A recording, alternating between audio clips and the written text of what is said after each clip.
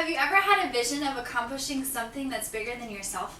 The North American Mission Board discusses that visions consist of a God-given dream about how things would be if God could have his way. A God-sized vision is always bigger than who we are by ourselves. A vision is what drives a person to accomplish something bigger than himself or herself.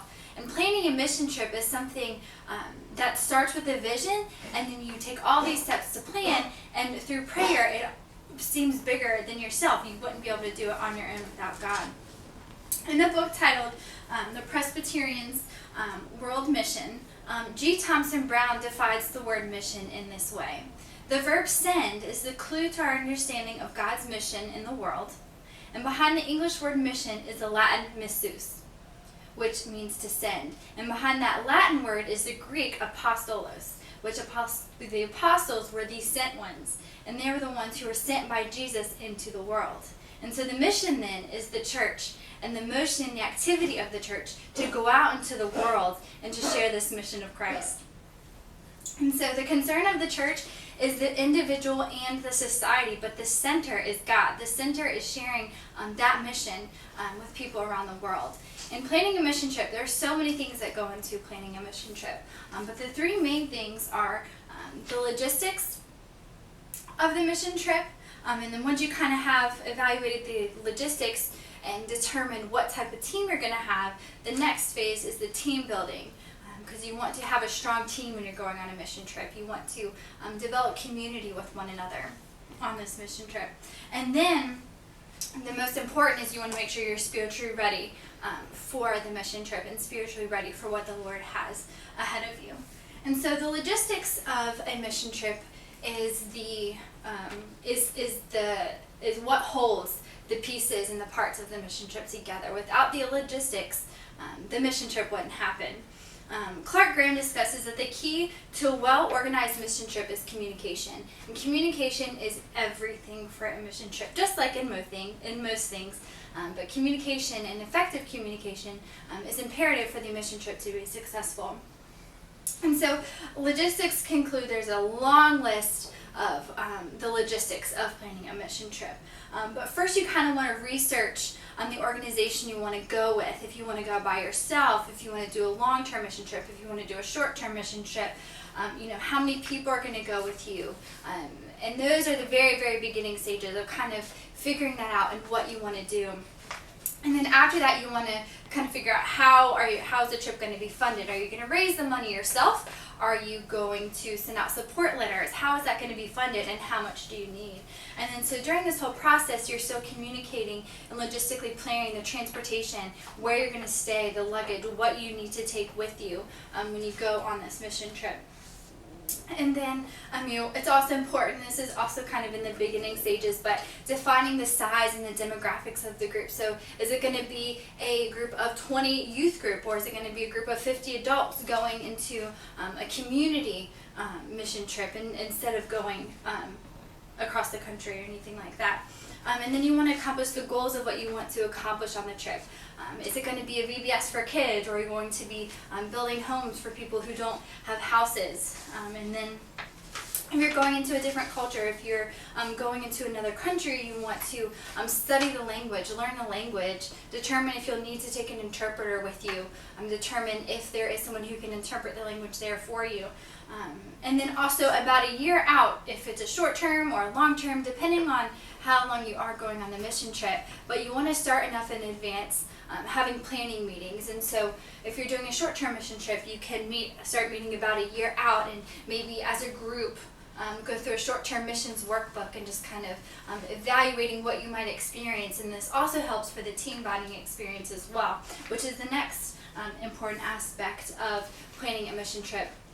The team building, it allows the people going on the group to live in community with one another and kind of understand each other, to work better, to more effectively serve Jesus. And so Jennifer McAdoo and Ann Principe, they discussed that team bonding helps shape the experience before the group will even leave the church. So before the group will even go out on the mission, the group bonding is kind of what transforms the group. It's one of the first things that transforms the group. And so It's one of the first things that they will experience before actually being out on the mission field.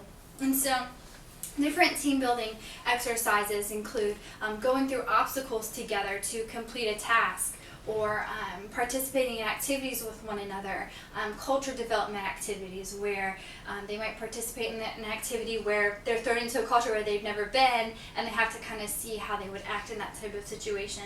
And then this allows the community or the team to grow as one and develop a community with one another, and it just provides a strong basis for being able to serve the Lord most effectively. And so the most important aspect of planning a mission trip is the spiritual preparation. The spiritual preparation is getting your mind and your heart and your soul ready for what the Lord has ahead of you. And so from the beginning stages of the first vision, it's important that you're in constant prayer about what the Lord might have for you on the mission trip. And as you're going through the logistics and as you're going through the team building exercises, be in constant prayer about, God, what do you want to teach me during this mission trip? How are you going to use me? God, use me in this big way.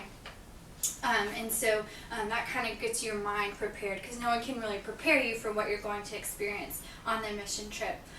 In the short-term missions workbook that he created, Tim Dearborn discusses that a way he encourages spiritual growth and staying spiritually fresh on the mission trips is having Galatians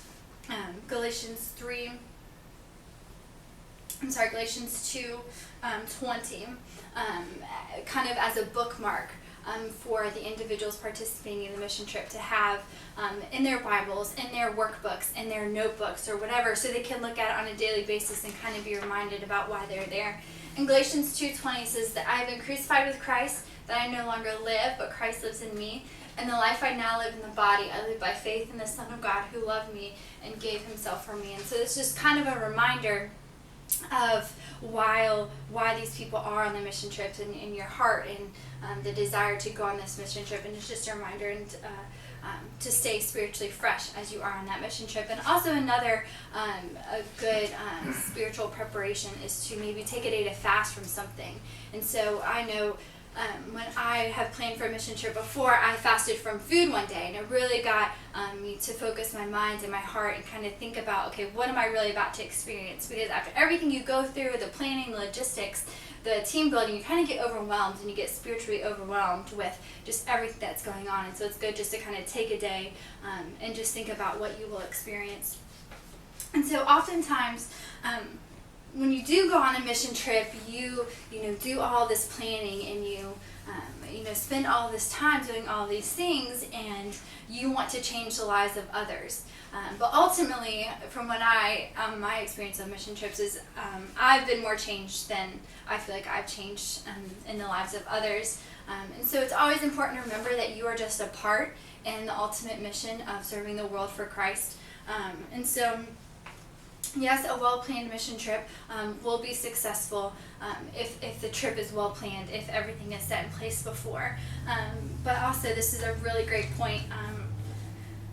David Ford discusses that, or he states that seeing your contributions as one tiny part of the whole long-term solution can remove much of the stress that teams experience when they try to accomplish too much during their stay. And so this kind of statement, it kind of focuses more on the short-term mission trips, but it also focuses on the long-term mission trips, because we are all just a tiny part in the full mission of God. And so you just serve the Lord and pray constantly, and then he'll place you where he wants you, and then he'll allow you to communicate with people that he desires you to. And I'll go ahead and close with Colossians 3:23, which says that whatever you do, work at it with all your heart as working for the Lord, not for human masters. Thank you.